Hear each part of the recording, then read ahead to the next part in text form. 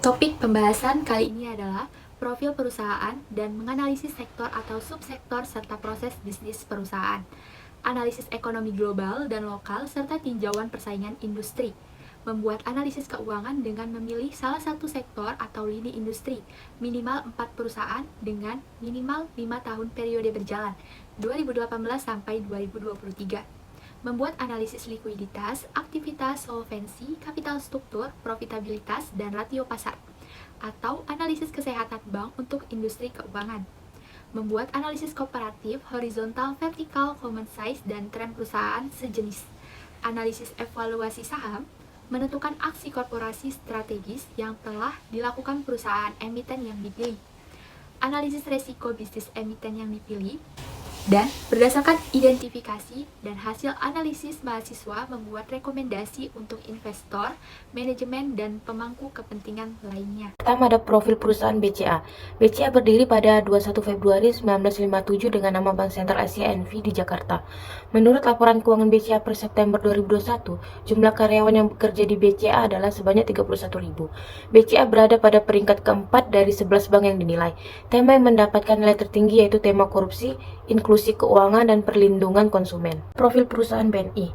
Bank BNI memiliki 6 kantor cabang luar negeri di Singapura, Hong Kong, Tokyo, New York, London, dan Korea.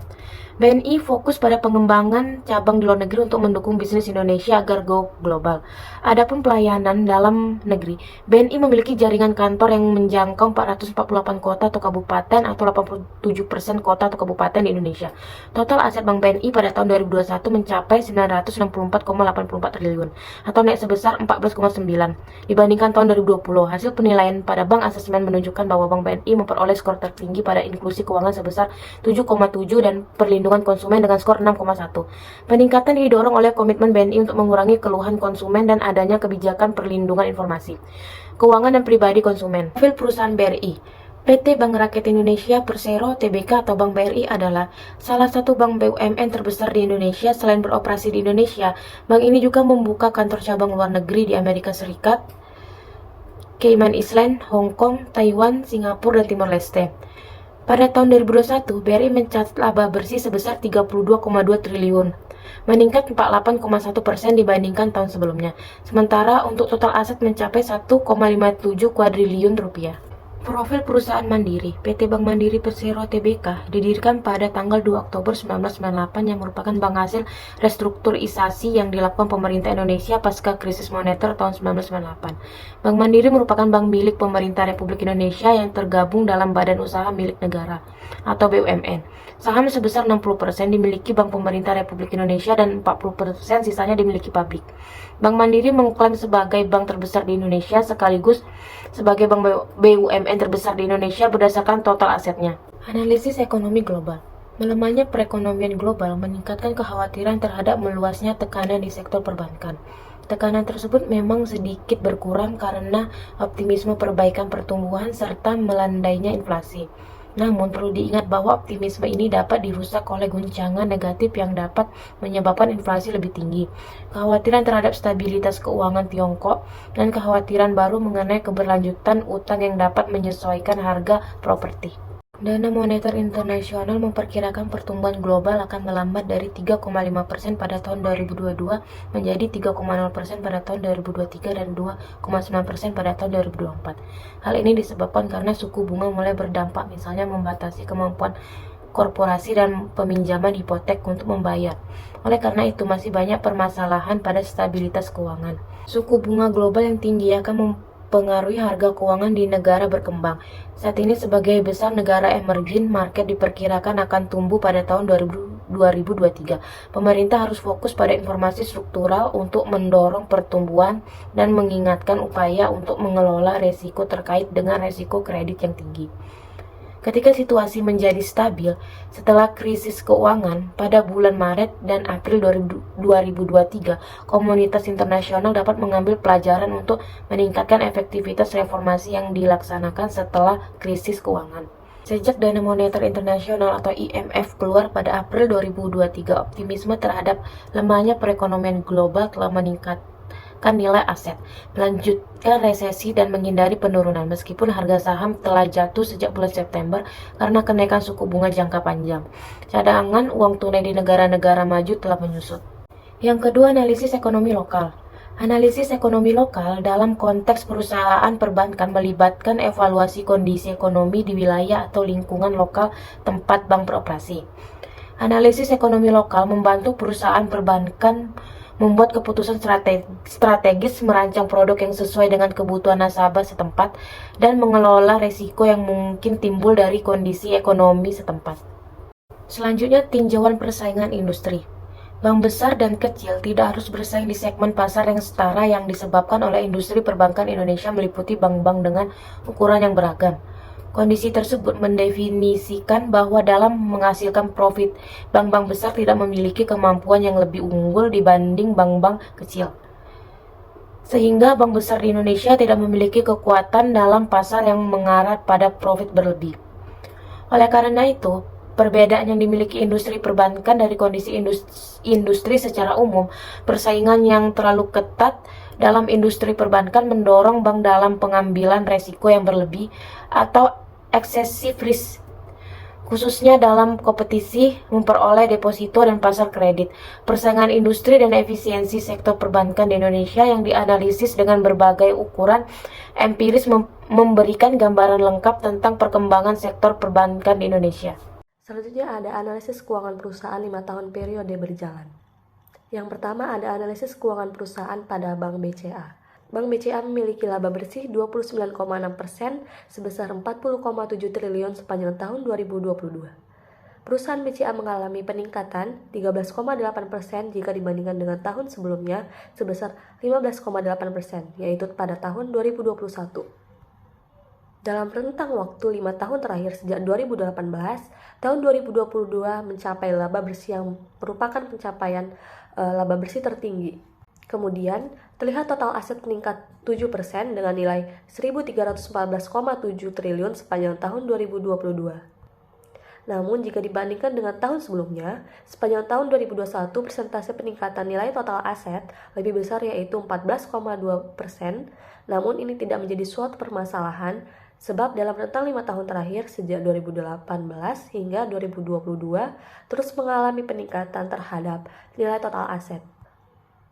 Begitu juga dengan nilai total ekuitas sepanjang tahun 2022 yaitu sebesar 221,2 triliun dengan persentase 25,8% yang dimana tercatat mengalami peningkatan dari tahun sebelumnya.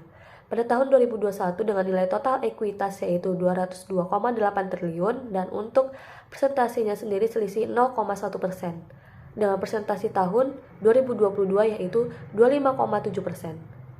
Dalam rentang 5 tahun terakhir, sejak 2018 hingga 2022, nilai ekuitas juga mengalami peningkatan sama halnya dengan total aset perusahaan BCA. Yang kedua adalah analisis keuangan perusahaan pada Bank BNI. Perusahaan Bank BNI mencatat nilai laba bersih yang diterima sepanjang tahun 2022 sebesar 18,312 miliar sepanjang dengan presentasi 6.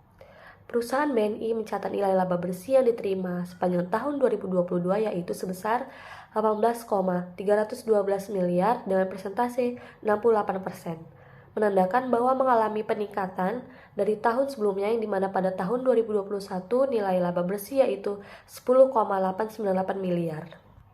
Dalam rentang waktu 5 tahun terakhir, sejak 2018 hingga 2022, laba bersih mengalami penurunan drastis di tahun 2020 dengan nilai 3,280 miliar dan untuk pendapatan operasional perusahaan BNI mencatat mengalami peningkatan dari tahun sebelumnya dengan nilai 61,472 miliar dengan persentase 10%.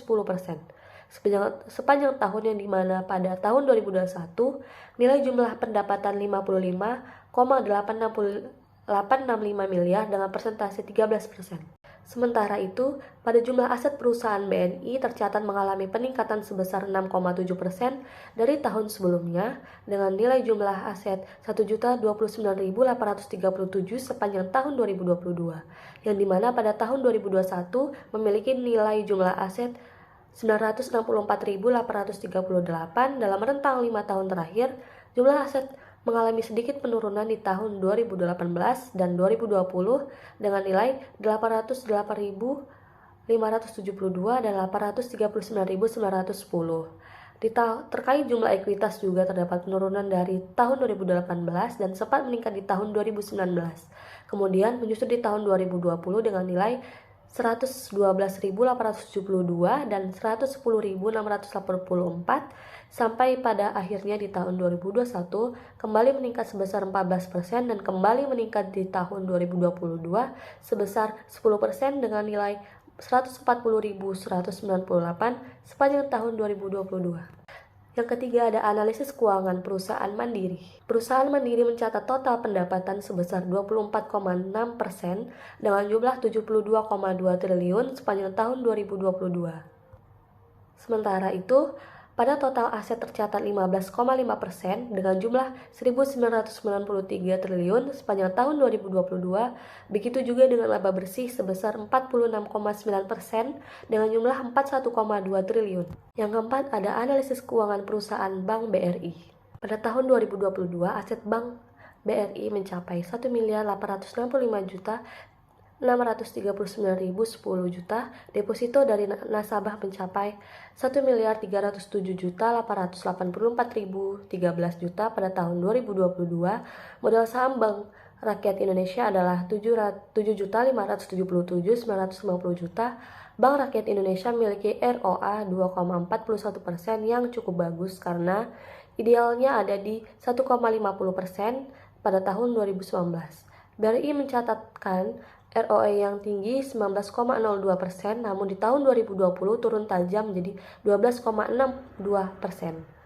Analisis likuiditas, aktivitas, solvensi, kapital struktur, profitabilitas, dan rasio pasar. Pada perusahaan Bank Sentral Asia atau BCA, terdapat pada gambar berikut ialah rasio likuiditas di tahun 2018 hingga tahun 2022. Rasio perbankan yang dicapai PT Bank Sentral Asia selama periode tahun 2021 membaik sebesar 0,7% menjadi 83,5%.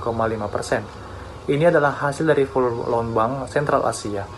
Rasio perbankan yang dicapai PT Bank Sentral Asia pada tahun 2022 mengalami penurunan sebesar 0,3% menjadi 83,2%. Melanjutkan kinerja penyaluran kredit yang solid di tahun 2022, PT BCA dan entitas anak membukukan kenaikan total kredit sebesar 12%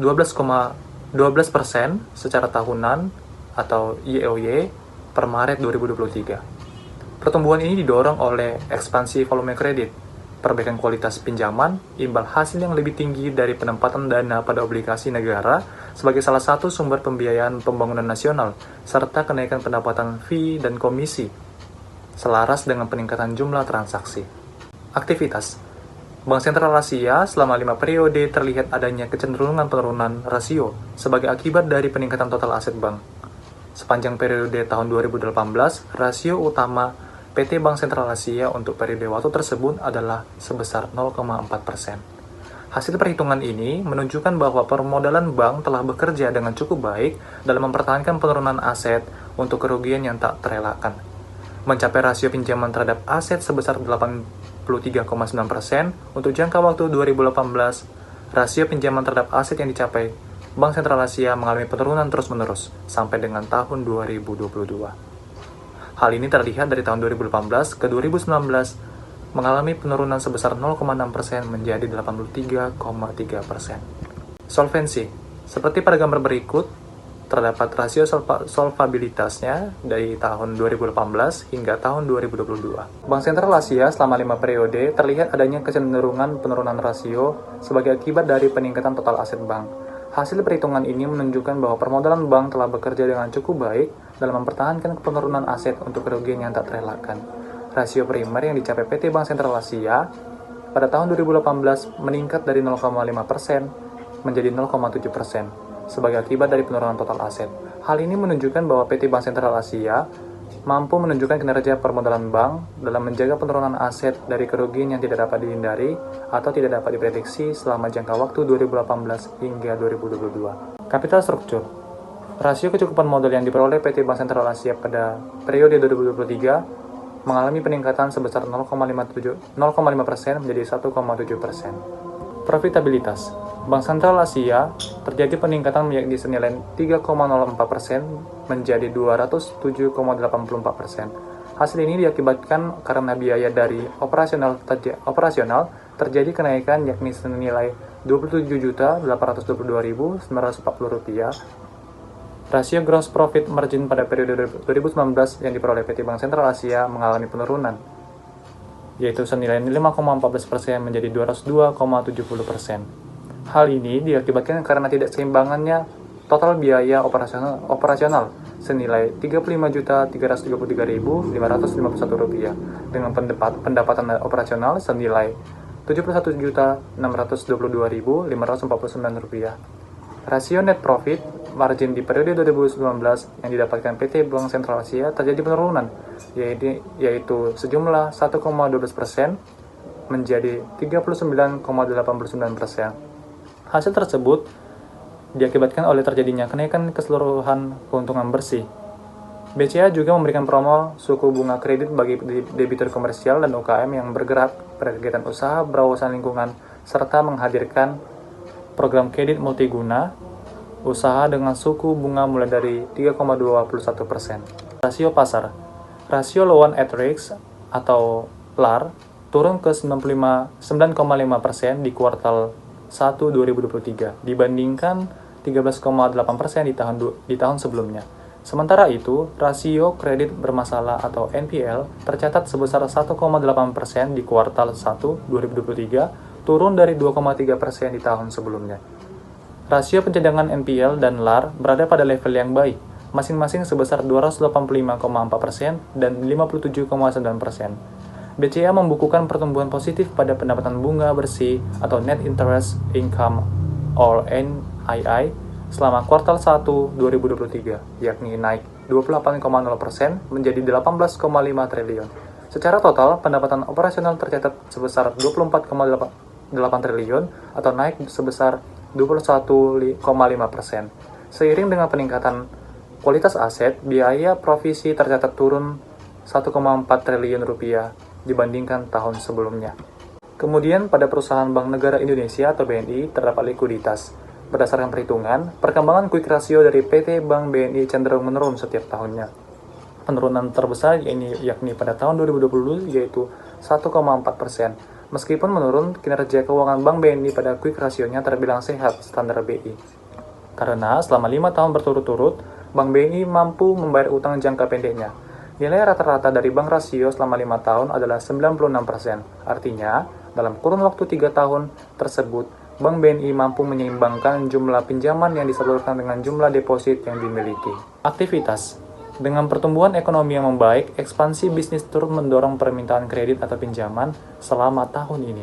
Ini terlihat dari kredit konsolidasi BNI tumbuh 7,2% secara tahunan atau bisa kita sebut YoY, year on year, atau mencapai 634,3 triliun selama kuartal 1 2023. Kinerja pertumbuhan kredit BNI pada kuartal 1 2023 didorong oleh segmen korporasi swasta yang tumbuh 21,2% YoY menjadi 234 triliun.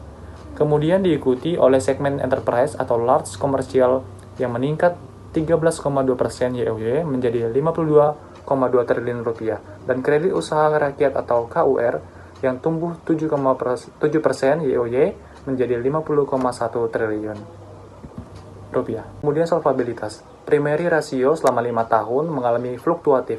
Apabila melihat data di atas, primary ratio tertinggi pada tahun 2018, artinya total aset Bank BNI dapat dijamin oleh total modalnya. Dalam hal ini, primary rasio Bank BNI selama dikatakan sehat karena melebihi ketepatan kesehatan dari BI, yaitu lebih dari 3. Nilai rata-rata atau RAR Bank BNI selama 5 tahun adalah 20%. Artinya, Bank BNI pada indikator RAR mampu menutupi kemungkinan penurunan aset dengan total ekuitas atau modalnya. Dalam hal ini, BI memberikan standar kesehatan lebih dari 8%, yang berarti kinerja RAR Bank BNI dinilai sehat. Capital structure. Perseroan membukukan pertumbuhan dana pihak ketiga atau DPK sebesar 7,4% YoY atau mencapai sebesar 743,7 triliun rupiah. Strategi pertumbuhan DPK difokuskan pada CASA, khususnya CASA transaksional yang kuat melalui penyediaan solusi keuangan dan transaksi yang komprehensif serta peningkatan kemampuan transaksional terutama pada aplikasi mobile banking dan BNI Direct. CASA perseroan yaitu giro dan tabungan tumbuh 6,9% YoY seiring tingkat pertumbuhan kredit dengan rasio CASA mencapai 69%. Pertumbuhan kredit dan CASA tersebut membuat BNI mampu mengelola net interest margin atau NIM terjaga pada level 4,7%. Profitabilitas. Gross profit margin atau GPM mengalami kenaikan dan penurunan selama 5 tahun terakhir dengan nilai rata-ratanya adalah 57,5%. Hal ini dikatakan baik karena memenuhi standar BI yaitu sebesar kurang dari 1,22%. Dan dari perhitungan tersebut menunjukkan bahwa GPM Bank BNI dapat dikatakan sehat karena Bank BNI dapat meminimalkan beban pokok. Net Profit Margin atau NPM dari hasil perhitungan pada tahun 2018, BNI mengalami kenaikan sebesar 2,6% dibanding dengan tahun sebelumnya yang hanya menghasilkan 77% saja. Di tahun 2020 mengalami penurunan sebesar 0,9% dari tahun sebelumnya. Rasio pasar. Pencapaian menerang dari BBNI pada kuartal 1 2023 tidak lepas dari program transformasi internal. Saat ini, dalam struktur manajemen senior, BBNI melakukan beberapa perubahan peran eksekutif untuk menyelaraskan dengan arah strategis kami ke depan. Salah satu langkah strategis yang dilakukan oleh bank korporasi ini adalah menambahkan fungsi treasury ke dalam bank perbankan korporasi yang dipimpin oleh Silvano Romantir. Penambahan fungsi ini memastikan koordinasi yang lancar untuk mengoptimalkan penjualan silang berbagai layanan kepada klien perbankan korporat. Dari sisi jaringan internasional, BNI juga memiliki jaringan di 7 pusat keuangan di dunia. Jaringan internasional di bawah corporate banking penting karena semakin banyak bisnis Indonesia yang berkembang secara global. Kemudian pada perusahaan Bank Mandiri terdapat likuiditas. Rasio likuiditas Bank Mandiri mengacu pada kemampuan bank untuk memenuhi kewajiban keuangan jangka pendeknya. Berdasarkan laporan keuangan Bank Mandiri, Persero atau bisa disebut PT BMRI, rasio likuiditas Bank Mandiri pada triwulan 3 2023 adalah 181,47%. Rasio ini naik sebesar 12,37% dibandingkan dengan posisi triwulan 2 2023. Aktivitas. Rasio aktivitas Bank Mandiri Persero adalah ukuran efisiensi bank dalam mengelola asetnya. Rasio ini mengukur seberapa efektif bank dalam menggunakan asetnya untuk menghasilkan pendapatan. Rasio aktivitas dapat dihitung dengan membagi pendapatan operasional dengan total aset bank.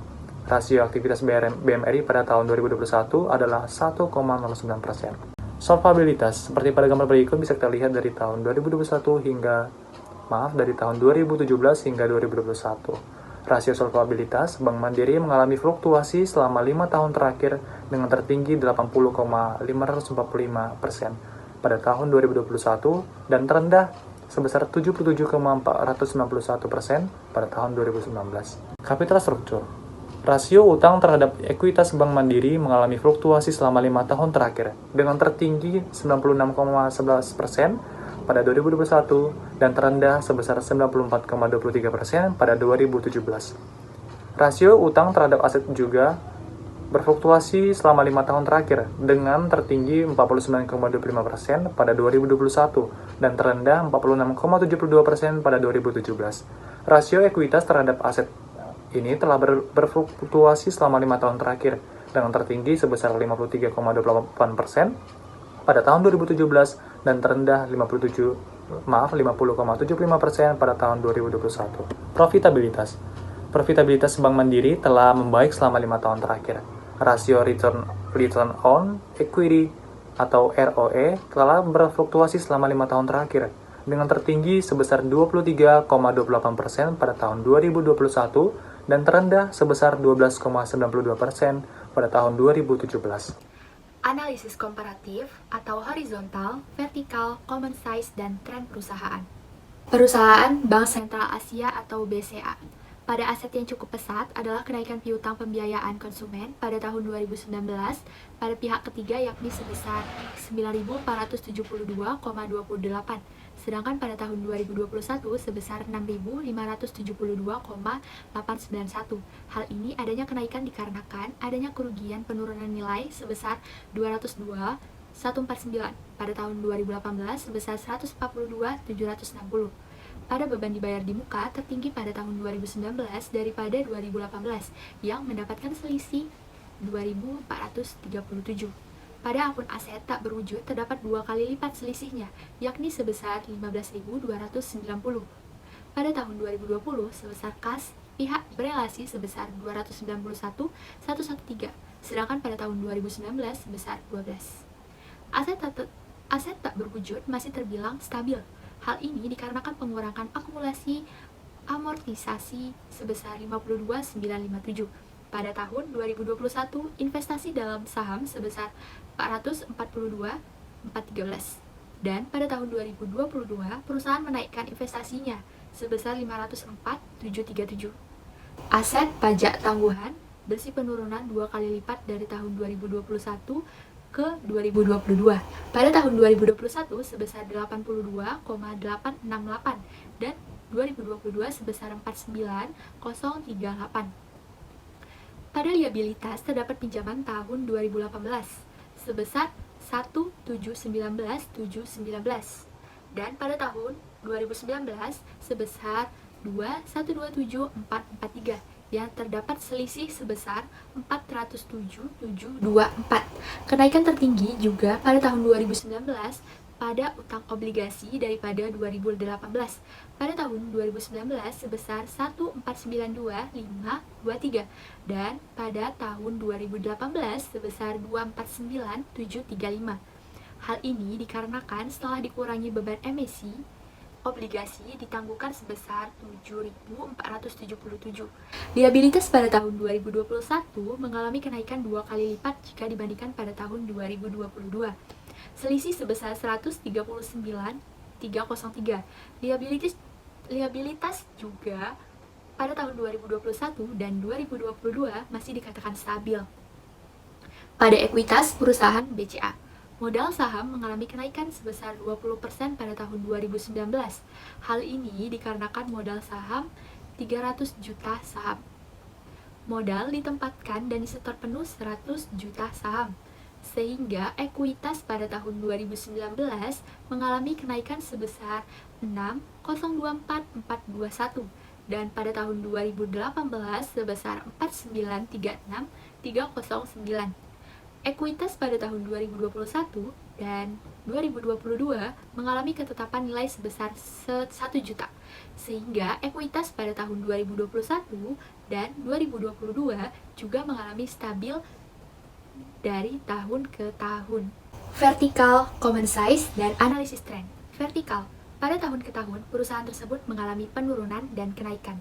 Tetapi, pada tahun 2020 mengalami penurunan dari tahun sebelumnya sebesar 2.337,093. Common size. Berdasarkan common size, laporan posisi keuangan BBCA tahun 2018 sampai 2022 dapat dilihat kenaikan presentasi total ekuitas yaitu sebesar 18,3% pada tahun 2019, 18,9% pada tahun 2020 dan 2021 serta 17,17% pada tahun 2022. Analisis tren. BBCA mengalami kenaikan penjualan bersih perusahaan sebesar 12% dari tahun dasar atau 2018. Pada tahun 2019, laba bersih BBCA naik sebesar 16%.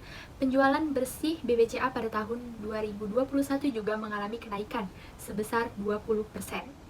Secara keseluruhan, pada tahun 2018 sampai 2022, BBCA memiliki tren kenaikan penjualan bersih, berbeda dengan laba bersihnya yang naik dari tahun dasar ke 2019, namun stagnan pada tahun 2021.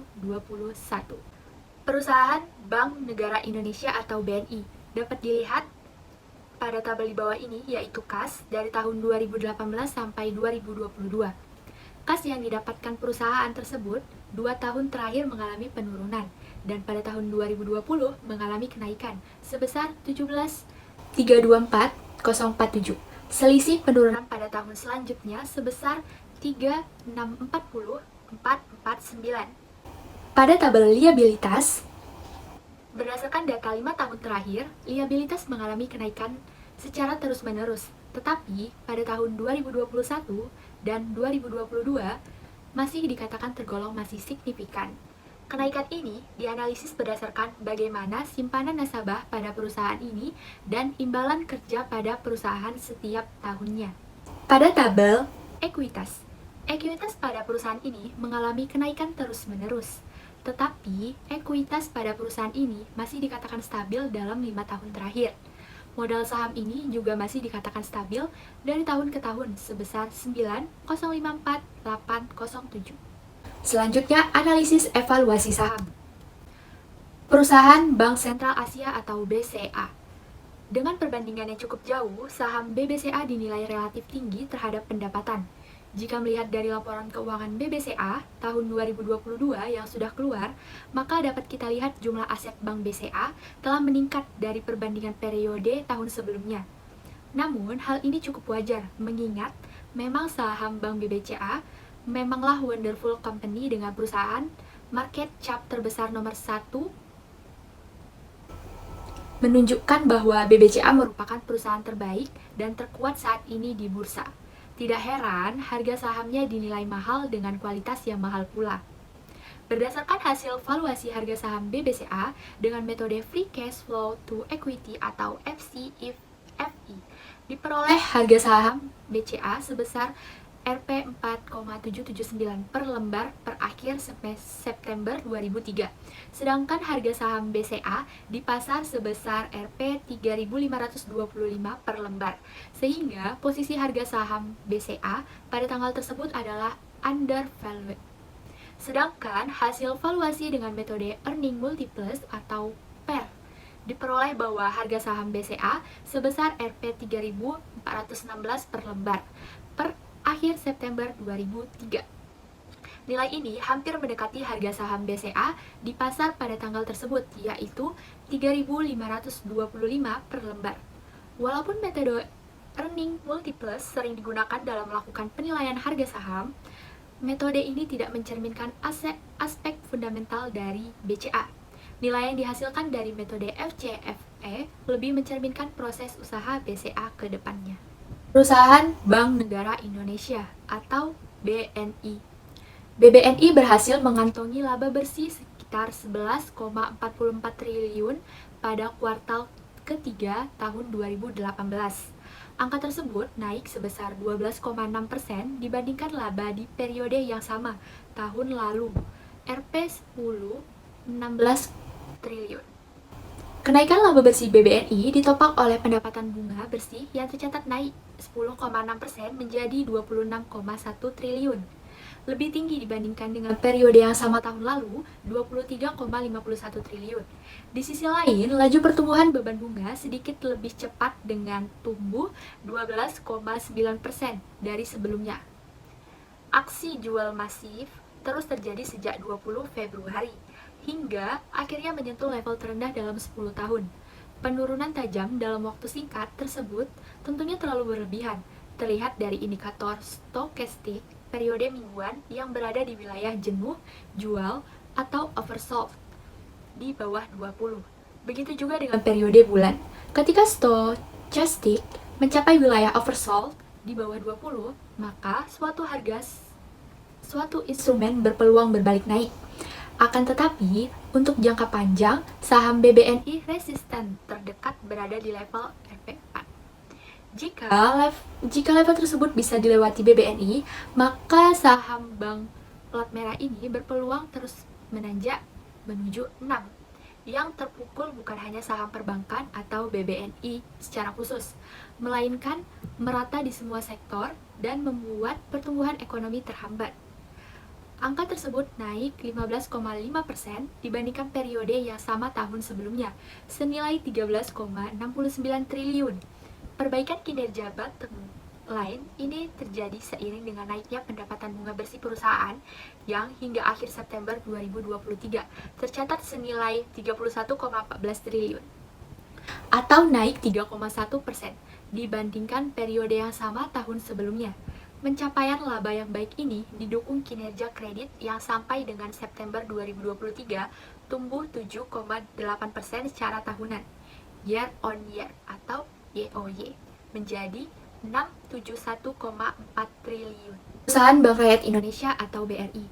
Dalam laporan keuangan BBRI per 30 September 2020, laba bersih yang dapat diatribusikan ke entitas induk turun menjadi 14,12 triliun.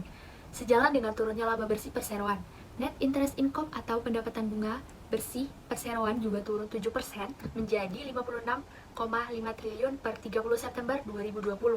Dari posisi neraca, total liabilitas perseroan per 30 September 2020 sebesar 1.220 triliun, naik dari periode 31 Desember 2019. Sedangkan total ekuitas yang dapat diatribusikan kepada pemilik entitas induk turun 8% menjadi 192,22 triliun. Adapun total aset perseroan per 30 September 2020 naik 2% menjadi 1.447 triliun dari periode 31 Desember 2019. Menutup pekan ketiga bulan Mei 2023, emiten BBRI tercatat ditutup di posisi 5. Posisi tersebut menjadi valuasi tertinggi BBRI dalam sejarah atau all-time high. Klasemen akhir di laman IDX tercatat saham teraktif hari ini menempatkan BBRI di posisi kedua dengan volume perdagangan sebanyak 166.225 per lembar saham. BBRI menutup sesi 1 di level 5, namun hingga akhir perdagangan, BBRI menutup valuasinya di posisi 5. Jika melihat tahun 2021 sampai 2022, posisi tertinggi BBRI pertama kali tercatat pada 20 Januari 2021, yakni di level 4. Valuasi BBRI tertinggi minggu ini sepertinya berkaitan dengan kinerja keuangan perusahaan perbankan plat merah itu pada kuartal 1 2023 yang berjalan positif. Perusahaan Bank Mandiri, PT Samuel Sekuritas Indonesia atau SSI, tetap memberikan rekomendasi beli terhadap saham PT Bank Mandiri atau Persero, TBK. Seiring dengan kinerja yang masih positif, saat ini harga saham BMRI berada di level 7.100 dengan price to earning ratio atau per 12,24 kali dan kapitalisasi pasar 331,33 triliun. Harga terkoreksi 3,73% sepanjang 2019. Dalam publikasi risetnya, tim analisis SSI menyebutkan laba bersih BMI tumbuh sebesar 13,5%, YoY atau 6,6%. YoY menjadi Rp 6,7 triliun. Laba bersih sendiri tumbuh sebesar 11,9% mencapai 20,3 triliun. Dalam 10 tahun ini, bursa memiliki persepsi bahwa rata-rata per BMRI adalah 13,5. Saat ini, persepsi bursa ada di angka 10,9 atau di bawah rata-rata. Jadi, bursa atau market menghargai BMRI lebih murah dari rata-rata. Padahal, kualitas atau fundamentalnya tetap baik atau bahkan membaik. Jika dibandingkan dengan 3 bank besar lainnya, berikut posisi BMRI. Per BBCA 22,59, per BBRI 13,18, per BMRI 10,44, per BNI 8,68. PT Bank Sentral Asia atau BCA menyatakan bahwa belum memiliki rencana aksi korporasi yang besar pada tahun 2023. Kendati demikian, setiap tahun bank mencanangkan dana sebesar 2-3 triliun untuk kebutuhan aksi korporasi. Hingga saat ini, Bank BCA sudah memiliki 9 anak perusahaan. Induk perusahaan tidak melihat satu persatu khususnya berapa besar untuk menyuntikkan dana cadangan. Untuk strategi pengembangan digital, BCA terus belajar membuat platform yang baik serta mengadakan promo menarik agar nasabah membuka rekening. Namun, Diaja menilai tidak cukup bahwa sekedar membuka rekening, melainkan harus ada transaksi yang berkelanjutan. Corporate Secretary BNI, Mukhtarom, menyampaikan BNI telah menyelesaikan pendirian dan penyertaan modal pada BNI Modal Ventura. Aksi pendirian telah dicantumkan pada Rencana Bisnis Bank atau RBB 2002 BNI. Otoritas Jasa Keuangan telah memberikan persetujuan kepada BNI untuk melakukan penyertaan modal dengan nilai 500 miliar. Mukhtarom melanjutkan, BNI Modal Ventura ini akan menjadi strategi venture BNI Group dalam mengembangkan inovasi teknologi di internal grup perusahaan. Perseroan juga akan didorong untuk mampu menjawab kebutuhan penyertaan modal pada bisnis startup, visibility, dan potensial. BRI tengah dalam proses buyback atau beli kembali sahamnya di pasar modal dengan nilai maksimal mencapai 3 triliun. Aksi korporasi ini disetujui pemegang saham melalui Rapat Umum Pemegang Saham Tahunan atau RUPST. Proses buyback saham diperkirakan selama 18 bulan sejak keputusan RUPST tersebut. BRI juga menerbitkan obligasi berwawasan lingkungan berkelanjutan atau Green Bond dengan target penghimpunan dana sebesar 15 triliun. Dana hasil penerbitan obligasi tersebut akan dialokasikan sedikitnya 70% untuk kegiatan usaha atau kegiatan lain yang termasuk dalam kriteria kegiatan usaha berwawasan lingkungan yang baru, sedang berjalan, atau telah selesai sesuai dengan kerangka kerja obligasi. Bahkan, BRI mendapatkan kelebihan permintaan atau oversubscribed hingga 4,4 kali dari aksi korporasi tersebut. 1. Beli 30% saham Dana Reksa Investment Management. Menjelang akhir tahun 2022, BRI dan Dana Reksa sepakat dalam pembelian saham Dana Reksa Investment Management atau DIM dari Dana Reksa. Pembelian itu ditandai dengan penandatanganan akta jual beli saham kedua perusahaan. Yang kedua, menambah kepemilikan saham BRI Agro. Tak hanya DIM, BRI juga menambah koleksi saham PT Bank Raya Indonesia atau Agro lewat injeksi modal. Dalam aksi itu, BRI menambah 1,98 miliar koleksi lembar saham Agro. Dengan demikian, portofolio saham BRI makin besar di Agro dengan kepemilikan saham 21,4 miliar lembar saham atau setara 85,72%. Dalam aksi itu juga BRI menguncurkan modal sekitar 1 triliun atau tepatnya 99,34 miliar. Perusahaan Mandiri. PT Bank Mandiri, TBK atau BMRI disebut akan melakukan sejumlah aksi korporasi, mulai dari pemecahan nilai saham atau stock split, merger hingga penerbitan surat utang atau obligasi. BMRI mengumumkan kembali rencana aksi korporasi hingga penerbitan obligasi hijau atau Green Bond pada tahun ini. Aksi korporasi dapat menjadi salah satu upaya yang dapat dilakukan untuk mencapai hal tersebut, dan memang kajian masih terus dilakukan. Bank Mandiri menetapkan 60% dari laba bersih konsolidasi 2022 atau sekitar 24,7 triliun sebagai dividen yang akan dibagikan kepada pemegang saham. Sementara itu, 40% dari laba bersih konsolidasi tahun lalu atau sebesar 16,46 triliun akan dialokasikan sebagai laba ditahan. Sebagai informasi, total laba bersih Bank Mandiri untuk tahun buku 2022 tercatat sebesar 41,17 triliun. Perusahaan Bank BCA. BCA melihat bahwa tantangan ekonomi pada 2022 masih diliputi oleh risiko kenaikan suku bunga seiring dengan kebijakan moneter Bank Sentral Amerika Serikat, The Fed, yang semakin ketat. Apabila terjadi kenaikan suku bunga, maka hal itu akan menjadi beban bagi pelaku usaha tanah air dalam proses pemulihan akibat dampak COVID-19. Dalam menghadapi tekanan tersebut, likuiditas BCA masih cukup baik, tercermin dari loan to deposit ratio (LDR) yang berada di angka 62%. Di sisi lain, perseroan saat ini bakal fokus pada kredit bank. Pasalnya, harga saham BCA masih sangat menjanjikan, meskipun tak lepas dari pelemahan. Meskipun sedang turun, nyatanya BCA berhasil melakukan rebound dan kembali on track menuju harga terbaik dengan kondisi besar saat ini. RTI mencatat price earning ratio atau PER saham BBCA kini sebesar 21,3 kali. Meski harga saham turun 5 hari beruntun, tak menggoyahkan posisi BBCA sebagai emiten dengan nilai kapitalisasi pasar terbesar. Di waktu yang sama, market cap BBCA tercatat 600,44 triliun dan menempati urutan pertama emiten pada market cap terbesar. Meski demikian, momen ini jadi kesempatan untuk yang ingin berinvestasi jangka panjang dan memiliki saham blue chip.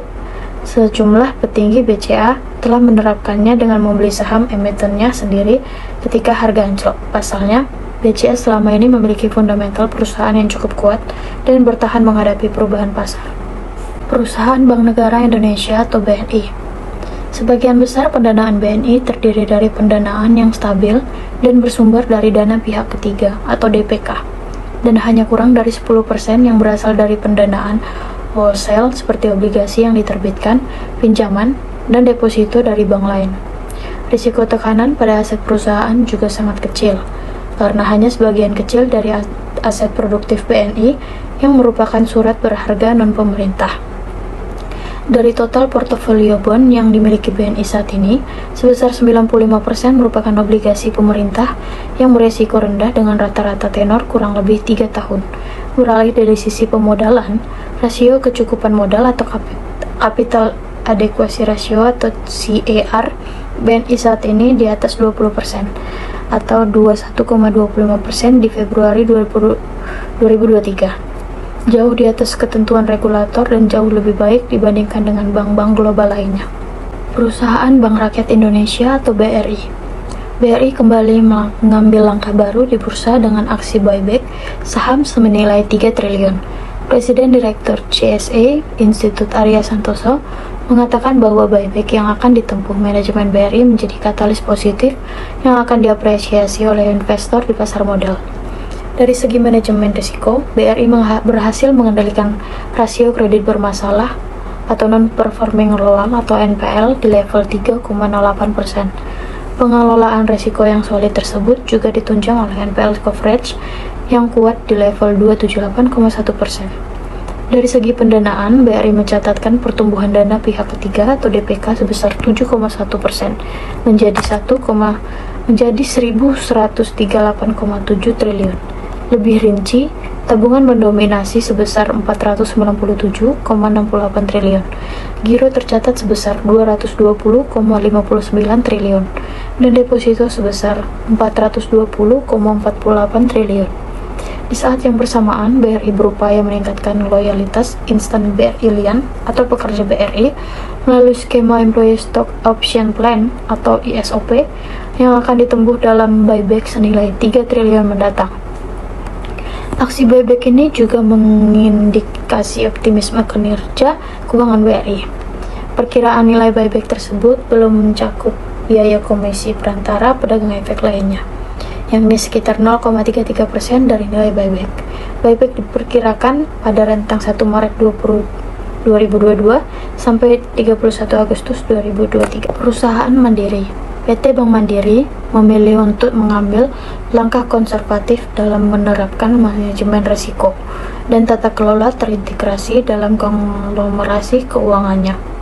Emiten berkode saham BMRI ini telah menetapkan Bank Mandiri sebagai entitas utama dalam grup usaha Mandiri dan menetapkan 9 perusahaan anak yang tergabung dalam konglomerasi keuangan yang meliputi bidang perbankan, sekuritas, pembiayaan, asuransi, dan remitansi.